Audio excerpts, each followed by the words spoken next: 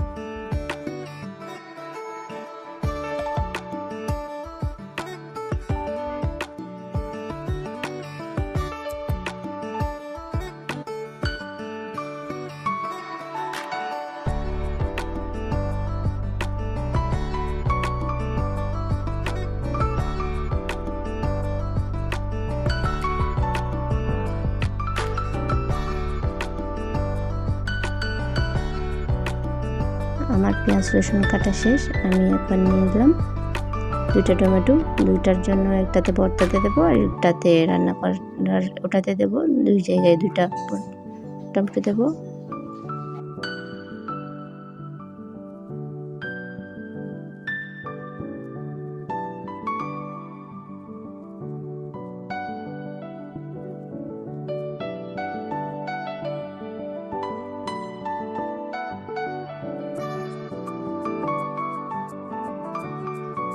আমি আগে থেকে হাফ কাপ পরিমাণ মসুর ডাল ভিজিয়ে রেখেছি। চুলায় একটা পাতিল বসাই দিলাম। এখানে দিয়ে দেব পরিমাণ মতো সয়াবিন তেল।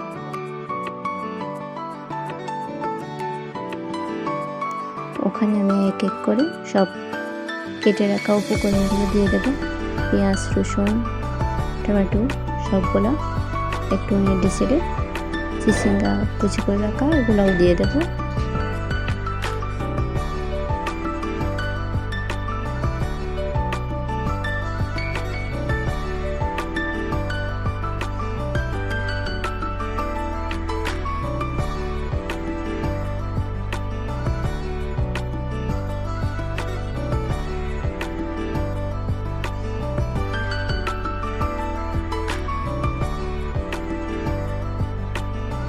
সব নেড়ে চেড়ে মসুরের ডালগুলো দিয়ে দেব। ভিজিয়ে রাখা মসুর ডাল।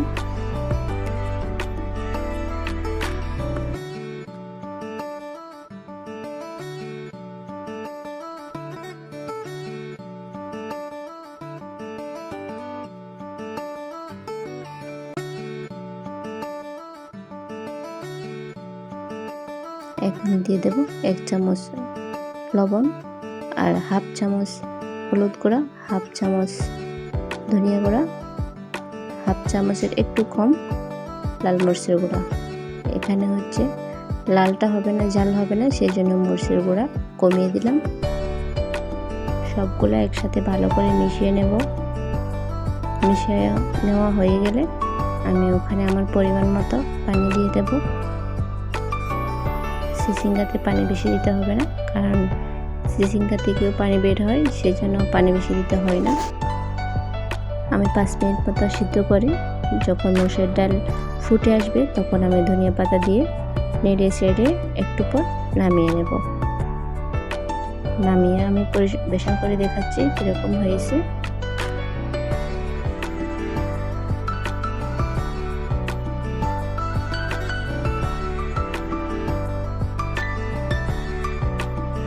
এখন আমি আবার বানাবো চিচিঙ্গার ভর্তা। ভর্তা বানানোর জন্য একটা কড়াই বসাই দিয়েছি, ওটাতে একটু করে তেল দিলাম। এরপর রসুন কেটে রাখা, পেঁয়াজ কেটে রাখা আর টমেটো সবগুলো একসাথে দিয়ে দেব।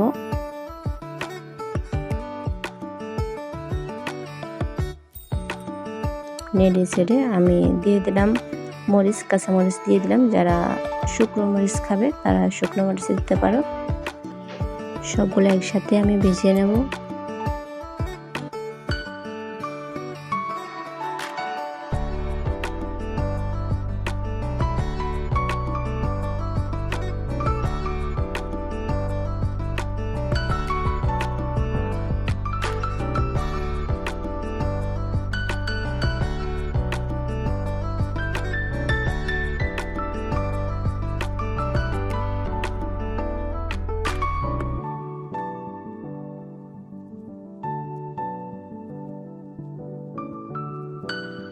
একটু নেড়ে চেড়ে যখন নরম হয়ে আসবে তখন আমি নামিয়ে নেব।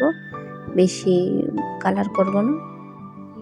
এরপর আমি মরিচগুলো আবার দিয়ে দিলাম, কারণ মরিচগুলো ভালোভাবে সিদ্ধ হয় নেই। ওগুলো আর একটু ভেজে নিলাম। এরপর দিয়ে দিলাম চিচিঙ্গা, কেটে রাখা চিচিঙ্গাগুলি। এগুলোও ভালোভাবে নেড়ে চেড়ে একটু নরম হয়ে আসলে তখন আমি ঠান্ডা হতে রেখে দেবো।